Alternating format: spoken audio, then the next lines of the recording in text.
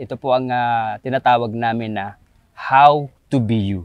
Ako po si Joseph Ison at kasama ko ngayon po dito, syempre ang aking mga kapatid, nandyan sila. Si Kulots, si Jay, ayan, nandyan po sila. So, ngayon, pinapakilala po namin sa inyo. Welcome po Kuya Cliff. Hi. Ayan. Kamusta po kayo? Mabuti naman po at natutuwa akong nakabalik dito after 1 year.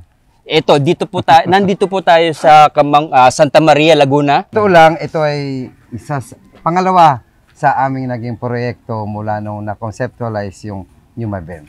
Then napag-isipan namin na target natin yung mga nakatira dito kasi sila yung higit na nangangailangan. Ayan. Nakikita nyo naman sa kanyang mukha, talaga excited po siya. Si Sobra. Kuya Cliff, dahil kanina nag-uusap kami, kwentuhan lang kami, nararamdaman ko yung kanyang feelings na talaga namang sabi ko, dapat nga na-record na natin to dahil kasi iba yung binabato nyo po sa akin eh. Medyo natutuwa po kasi ako. Hindi lang medyo nagugulat nga ako eh. Meron kayong mga intentions na dapat gayahin. Yun po ang goal natin no dito sa How to Be You, malaman natin kung ano po yung pwede nyong maibigay. Tips, learnings, knowledge, no? Na more than willing ako. Willing naman po kayo, no? Ay, sobra. Kasi yan po ang batayan ng aking kaligayahan. Ayun, yun sinabi niya kanina na magbahagi, no? Napakagandang intention po yan. At maraming salamat po sa inyong paunlak, Kuya Cliff. Paano ba namin kayo i-address? Sinabi mo kanina, ay, sabi ko, karpintero. Ako po ay nagkakarpintero, ako ay naghardinero, ako po ay nagla-landscape, ako ay gumagawa ng bahay, ako po ay contractor, nagmamanage ako dati ng maraming tao. At lahat po ginagawa ko yun dahil masaya ako. Sa madaling salita, isa po siyang happy artist. Sobra. Ayan. Yun. Sobra po. Passionate. Yung kasiyahan ko, kunyari, ginagawa ko yung bahay, ang batayan ng kasiyahan ko, yung kasiyahan na may-ari. Iyon ang sinabi niya. Minsan po meron ako isang kliyente, nung the last day na pinuntahan ko yung bahay niya, sabi niya, Clifford, maraming salamat. Kaya pala tahanan ng tawag. Dahil tumahan ng aming kalooban. Iyon. Yun. Okay na ako. Made na ako. Hindi ko kinakwento yung oras ko as bilang nagtatrabaho. Kada punta ko doon, yun ang kaligayahan ko. Para pakiramdaman ko yung nararamdaman ng mga tao sa loob. Kasi parang hindi ako kontento hanggat hindi sila masaya. Ayun. Yan ang yung kaligayahan ko ay yung kaligayahan din nila. Yun ang mahalaga. Yung end recipient, yung satisfaction niya. Kasi nakikita nyo kung worth it ba. Oo. Hindi po, pero sa totoo lang, maganda po talaga yung ganun. Kasi kung gumagawa kayo ng isang product o isang brand, talagang hindi nyo lang iniiwanan sa customers or consumers yun. Talagang tinatanong at hinahanap nyo rin yung ano ba yung satisfactions nila, kung ano bang rate nila dyan, or after kayo sales. Nakakakita nung worth it. Yun, dun kasi na worth it pala yung pinagpaguran namin doon. Kaya po, nandito tayo ngayon sa Laguna Yes. para balikan. After 1 year, kakamustahin natin Yes. kung ano ba ang naging result ng Numavent na in-install dito po sa kanila. Sige Kuya Cliff, tarapat natin. Habang naglalakad tayo, kwento nyo naman yung ano ba yung Numa, no? Ang Numavent kasi ano yan? Yan, ano po yung Numa? Paraan yan para mabilis tumakas yung init, yung amoy, tsaka yung moisture sa yung kulob sa loob ng bahay. Kasi karamihan sa mga bahay natin sa Pilipinas ay ewan ko ba bakit naka-design para magkulob. Hindi naman dapat dahil tropical country tayo. Maalinsangan, no? Yun. So yun ang Numa, para makasingaw. Makasingaw. Kasi dati sa totoo lang, 1 year ago, alas 7 ng umaga, nandito ako 6 meters away. Yun, kinukwento. Sabi ko, bakit hindi kayo tumutuloy? Pasensya na po. Hanggang dito po yung amoy. Hindi ko po kaya. Nataon siguro sensitive ako sa amoy, sa ingay. No, siguro apektado ako ng, ewan ko kung totoo yun 7 months kasi ako. 7 months ako nung pinanganak ng mother ko. So ganun daw kasi sensitive yung mga taong ganon. Premature. Super sensitive ko dahil 7 months ako. Premature. So napaka-sensitive ko sa lahat ng bagay. Sa smell, sa sound, sa light. Pakiramdam. Kasi hindi siya na-develop.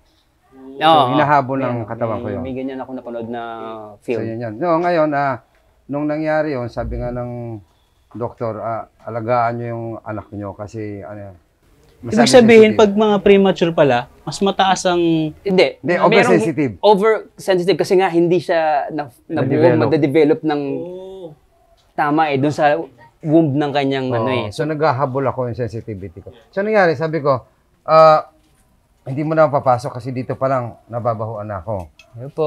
6 meters away, no? Sabi ko, wag muna. Anong gagawin? Simulan nyo nang buksan yan kasi hindi ko kaya.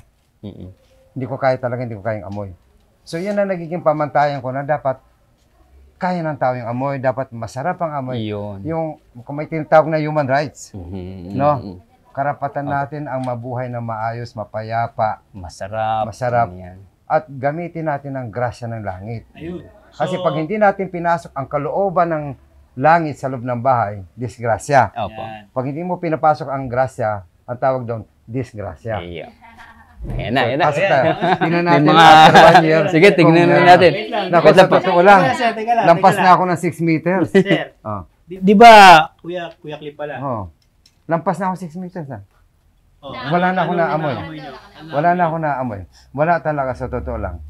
Same time, wala na ako na amoy. No? Pasukan lang po natin si Kuya Jed, ha? Si Kuya Jed nga po pala, ito yung Kuya ano Jed.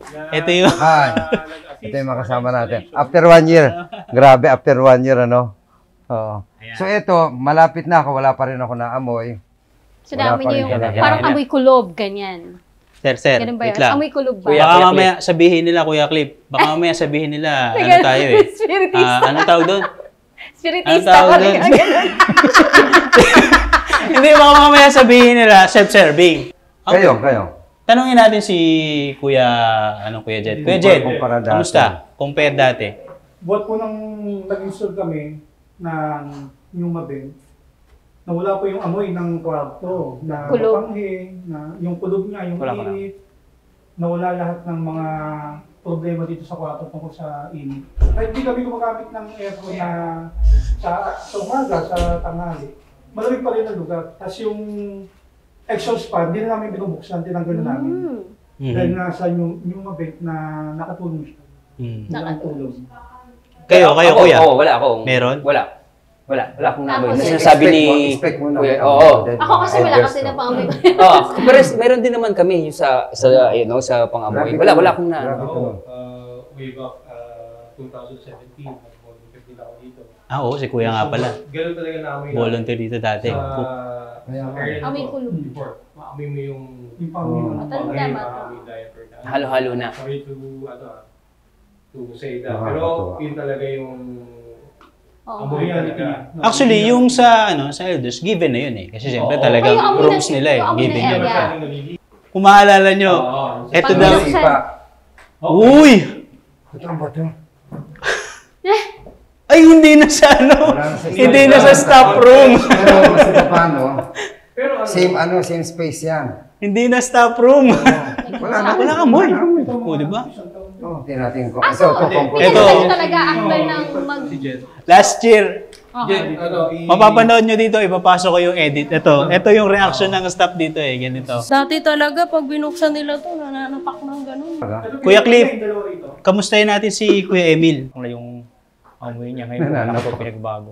O dati po kasi nung wala pa pong ganyan, kahit po may aircon siya, yung amoy niya talagang pagpasok mo pa lang, sabol na sabol ka kagad. Kaya po, tulad po, malaki po pinagbago ng pagkakalagay po nung Grabe ang description sa pool. Oo. Nananapap. Ganun kalupit. Bawat Ganun isa kalupit. talaga, di ba? Oo. Ang alam ko, merong advice na binigay Oh, may advice Kuya ako Cliff. noon na sana magbutas pa sa ilalim tapos Dito nga po magkulay puti ang buhok. Sige, pasok po tayo. Parang medyo malamig dito eh. dati na wala pa. Ganun pa lang, pagpasok pa lang, malalapak na po yung amoy. Pero awat-tulang po ngayon, ayos na po. Wala na po. Yung po bang exhaust hindi niya pinagana? Pinalis na po. Yan po ang pinagamit natin. Tinanggalan na exhaust pa. So lahat ng mga sinabi niyo po, Inalis. Ang kulang na lang yung kulay ng bubong. Kung sabi ko, paputian at parating bubuksan ng bintana sa paligid. Para napasok siya ng hangin. Okay naman po yung amoy. Ang idea po kasi Ayos na nito, pag nag-aircon ka, madali mo nang palamigin. Kasi dati, maski naka-aircon ka, kasi nga hindi nag-stay naman. yung ano. Ang aircon mo hanggang dito lang. Hindi na makapalamig na. Pag Hindi siya nakakaangat. Pag pinagsabay po yan, aircon tsaka Yun, naghahalo na po. Pero pag kaya lang po ang ginamit, okay naman po na. So, kamusta Kuya Emil ang kuryente nyo? Ayun, nag-activate naman po. Hindi katulad dati na malaki yung binabayad. Ngayon, malaki po pinagbabayad, malaki po binabayad ng bill. Ito sa Talaga ba? Mga ilang percent? 15% po siguro. 15. Pwede na. Ilan po? 15%. 15% po. Maganda yung meron tayong actual, basis oo. ng bills dito. Nakikita nyo talaga. Okay po lang sa akin, inabot ka, naka-guard, inabot po sa akin bill, nakikita na ng bill, malaki na natin, maliit. Bumaba na. Mabawasan naman. So, 15%. Hindi, kunyari, meron kang 1,000 bahay. Nabawasan mo ng 15% lahat. Millions yun. Isa dami po kasi Diba? ito. Siyempre, Sa bagay, bakit 15% tama. ang nabawasan? Maski 2% lang eh. Oo. Maski 5% o 5, maski 2% Five, kung opo. ilang milyon ng household. So ilang Tama. millions yun. Per month ang nababawas na pwede mong gamitin sa ibang bagay. Ng pagkain. Exactly. Oo. Doon muna yan. Siyempre, yung mga cellphone ng gamit-gamit yun, siyempre mga ganun, malaking ano yun. Pero kung malaking pag nagbago, yung nagkaroon nga po niyan, nakatipid naman po. Ang isang Saka yung aircon hindi bugbog. Opo. Kuya Clip, ang isang tinatanong dun sa Okay. pinost natin video is yung pumapasok yung mga ipis, etc. Yung Mga insects. Wala naman po, wala. Wala. Okay, gusto kong ipaliwanag kung bakit. Bakit po kaya? Ganito yan. Yung Newman natin may skylight. Opo. May liwanag galing sa langit yon. So naliliwanagan niya yung buong space sa loob ng kisame. Ngayon, ang mga daga, mga ipis, takot yan sa liwanag. Okay. Ang tawag ko nga dyan, mga kriminal. Takot sa liwanag. Umiiwas sila kasi pag umayos ang isang lugar, nawawala yung mga insekto. So kalinisan, pagiging maliwalas, pagiging presko ng hangin, napapansin ko ang bahay na maliwalas, halos walang insekto. Yung design niya na parang, di ba, maraming mga... Kasi kunyari malinis yan, pero kulob yan, unti-unti mag-aamag. Kasi nga, Unti-unti mabubulok, unti-unti, pag kulob ang bahay, napapalis ang kanin. pero kung tama ang circulation, Nag-i-invite ka ng mga insekto. Kasi may nabubulok eh. Tulad ng kisame. Pag nabulok yung kisame, dahil nag-moisture siya, lalambot yung kahoy. Opo. Pag lumambot ang kahoy, pwede na kainin ng anay. ayun na. Lalapit na mga insekto. So, Maubos na. So pati ang anay talagang oo, maano ganun din niya. yun. Wala na po, hindi na po sila nag-i-stay. Hindi, ako hindi ko akalain yan. Pagbabago nga po nangyari dito. Wala na. Ate, may mga Laki i-stay. pagbabago. Kaya okay na. Ang laki yung pagbabago. Okay na nga. explain na. Simula nga po nung ano. Hindi, maganda sa kanila. Oo, maganda. Maganda sa kanila. Ibig yan. sabihin, compatible nga po may mga ganyan. Kulang pa nga sa dark na dapat kulayan ng puti, tapos magdagdag pa tayong opening sa ilalim. Kasi sabi ko nga, nung pagdating ko rito, napakaganda ng environment. Napakalamig. Sabi ko, ang ganda naman dito manirahan. Subalit pagpasok ko sa bahay, bakit gano'n? Bakit yung magandang ginawa na, kaya pa natin papangitin? Tayo pala ang dahilan ng pagpapangit ng environment. Yun nga ang point po nila eh, di ba? Yung na-point out nyo, yung mga design na ginawa sa Pilipinas is naging western. Naging Which western. is hindi tama. Hindi angkop. Kasi hindi angkop yung hindi bahay. angkop sa Cliff, klima ang natin. inaano ko, buti na discover niyo po ito. O kasi nga lumaki ako. Kailan? Parang, Hindi, bata pa ako, mahilig ako sa yung bahay probinsya. so na-observe. Lumaki ako sa mga lolo ko na talaga namang may silong, may bakuran, may pan, may mga puno, fruit bearing trees. Yun at yun ang dinadala ko sa kalooban ko. So, ibig sabihin, parang naisip niyo po na yung design ng province angkop. house, Yun. yun ang dapat Oo, na ilagay oo. sa Kasi mga napansin urban ko, or... yung mga taong nakatira sa baryo, nakatira sa maayos na bahay, maayos yun ang kalooban. Kasi kaya nga ang tawag ng kalooban. Opo. Tayo ay nasa loob ng ating kalooban. At yung kalooban mo, yan yung environment kung saan ka lumaki. Di ba sabi nga, inaayon ng mga taong kanilang galaw, saan yun ang kanilang kapaligiran. Ang ibig sabihin talagang ang sarap talaga mamuhay sa province. Parang ganyan yung parang sinasabi niyo po sa akin. binibit ko dito sa Yun Maynila. ang nakita niyo, kaya binibit niyo po. Binibit ko kasi gusto kong ibahagi yung ganong sarap ng tulog, preskong pakiramdam, yun ang binabahagi ko. Naalala mo dati nung lalakad tayo rito, wala tayong nakakasalubong na hangin. Opo, ngayon. Iwanan siya. Gawin na yung hangin eh. Talagang ano siya talaga, sobrang init na Sobrang. parang Sobrang. mararamdaman niyo po yung ano. Ngayon Pagpasok medyo mo flow rito, na. Kasi doon mo malalaman kung yung may hangin. Pag gagalaw ka, wala ka makakasalubong. Naka-standby yung hangin. Ngayon, pag naka-standby yung hangin, wala kang oxygen na pumapasok.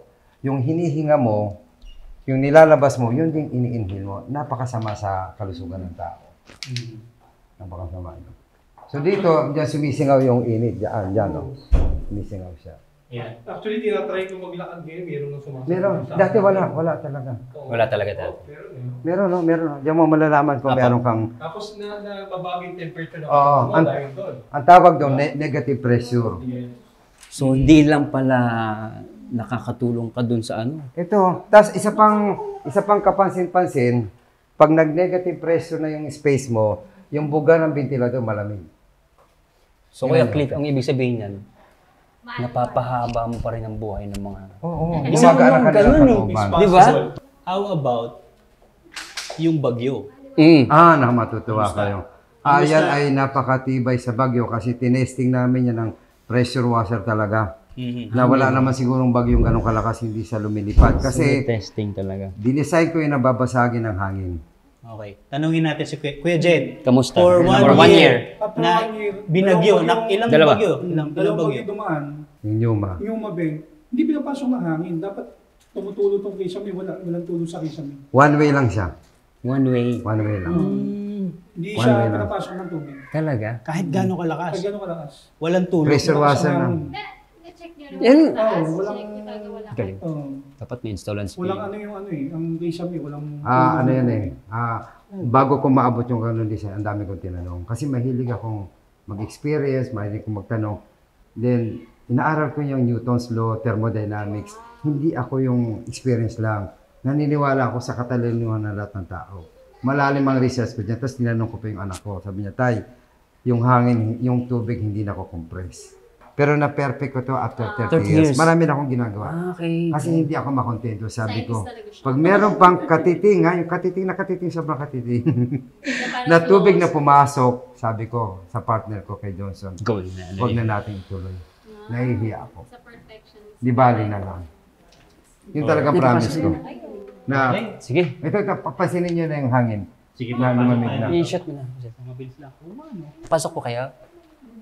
Saan yung ventilador? Nakita Yung ventilador ng movie. Ano Kuya? Kamusta? Oo. Ito si Kuya Clark naging staff dito eh. Opo. Way back, anong taon yun? 2018? Tinan nyo po, tinan nyo. 2017. 2017 yun. Hindi ka makaka-stay rito. Hindi ka makaka-stay rito. Sobrang lakas ng amoy, tapos Wala na. talagang humid. Humid siya. Mararamdaman mo yung init talaga. May access na yung labas. So ngayon wala eh. Kasi nung, siyempre, yung ginagawa namin, may natira pa. Ngayon, wala. Wala talaga. Presko nga. Ang sama na Kahit rito. yung, kumbaga, hindi concentrated yung amoy. I mean, meron may konting ano sila. may Wala na. konting, diba? Wala na masyado. Dati, Wala. kulog Dati wala. bawat bed, Oo, yung kulog wala eh. Oo nga. yan nga natin yung CR. May naamoy ba kayo? CR. Quiz, CR daw. Sabi ni Check Kuya. natin. Gusto niya i-check yung CR. Normally, yung lang. mga ganitong lugar talaga. Malakas Medyo ang amoy dito. Malakas ang amoy. Nawala. Tapos yung iba ginagawa, alcohol. Wala. Hindi mo kailangan. Yung iba, Galing. tinitira ng ano yan, sound drops. Ah. Masama yun kasi nakakasira ng utak yun. Anything na chemicals na may pabango, ang utak natin apektado. Lungs saka May brain. naamoy ka, Kuya? Wala. Wala. Imagine, nasa home for the aged ka. Ako wala talaga ako. Wala akong naamoy. Nakasama ka pala, no? Ito si Jay kasama din. Comfort room niya. Oh, yun, ang hospital. Oh. Ayun, pwede. Galing. Comfort naman kasi. Amazing. Ito, tinan nyo itong CR. Ah, Nung pinasok ko ito noon, iba pa sa amoy. mga makakapanood po nito, pwede po kayong bumisita rito. Di na po kulob. Open naman po ito for Salamat po. visiting hours. Para ma-prove nyo po yung kung totoo o hindi yung Uy, sinasabi natutuwa namin. naman ako. Pwede po kayong dumalaw dito sa Si Kuya Kong tuwan-tuwa, charity oh. home ng Kasi Kamanggagawa yun ang Foundation. gusto niya, kaligayahan. So you can prove it to yourself. Thank you. Yung pakiramdam kasi ni Kuya Cliff, iba eh, yung kasiyahan. Success. Ayun o, tamo, naluluhalwa pa siya. Oh. Thank you. Salamat sa Diyos. Na-achieve niya yung goal eh.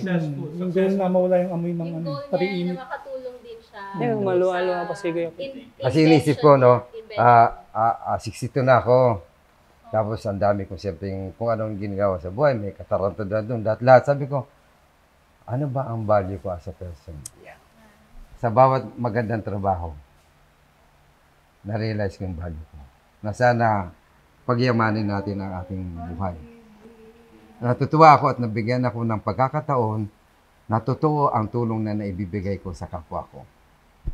Salamat po. Salamat sa Kaya Diyos. niyo po ang paggawa ng mabuti. Hindi magdudulot ng masama. Salamat po. Salamat po. So, ito na yung final question namin. How to be you? Isa doon, dapat tapat ka sa ginagawa mo. Tapat ka rin sa kausap mo. Tapat ka sa sarili mo. Dapat sensitive ka sa lahat ng mga pangyayari. Huwag kang maging bias. Yeah. Para malaman mo kung ano talaga ang totoo. Yeah. At ang kaligayahan ko kasi ay yung kaligayahan ng bawat taong inayos ko ang kanilang kabahayan. Yun. Yeah. Ganda, no? And that's it! Hoy, nasagot ko na ha? Opo, nasagot. Ang galing. Maganda Ganda. po yun. Thank you. Ganda. Kasi Nasagot. yun talaga Actor yan eh. hinahanap na- Sana po, call to action. Sana Kasi po sa sana- mga susunod ay samahan niyo uli kami sa panibagong tutuklasin natin na kagaya ni Kuya Cliff. May ano pa ako sa mga kabahayan. Meron Sige po. pong habol. Okay, Sige po. Sana sa mga kababayan natin ay sikapin natin maging angkop ang ating pamamahay para bumagay sa ating pag-uugali at bumagay sa ating temperatura. Yeah. Makakatipid tayo, makakatira tayo ng maayos at sasarap ang ating mga tulog. Pagka gusto niyo magpa-install ng ventilation, alam niyo na po. Salamat sa Diyos.